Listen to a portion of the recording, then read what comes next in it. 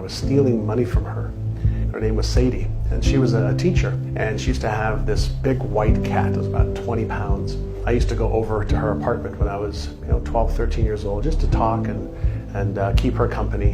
When she would leave the room, I would go into her wallet. I would take $20 or $40 from her wallet. And she was the most loving, caring, kind woman you could ever ask. And I was taking money from her. And years later, I told her. And she said to me that she knew that I was taking money from her, but she was fine with it because I was like her son. And she understood what I was doing and why I was doing it. But she gave me so much love and so much compassion, so much empathy, that even though I was stealing the money from her, she was giving it to me. I offered to pay her back all the money that I had stolen from her plus some, and she wouldn't take it.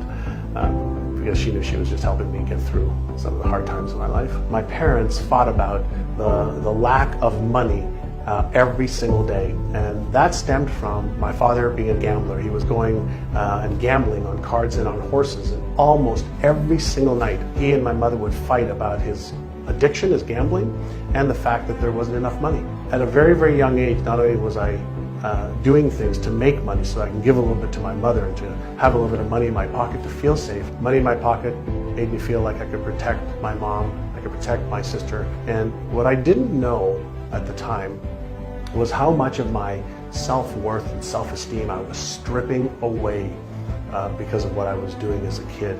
I didn't believe I was smart enough. I didn't believe I was good enough to do things legal. I didn't think I was worthy enough. And the thing for me that turned it all around was one man, one decision. The man was Alan Brown, and I had one lunch with him on a Friday afternoon, and he asked me what my goals were, what my vision for my life was. He asked me, where do I want to travel? What kind of car do I want to drive? What kind of home do I want to live in? What kind of charities do I want to support? He asked me questions that nobody ever asked me. And in one lunch, the trajectory of my life changed. There was this one question that changed my life.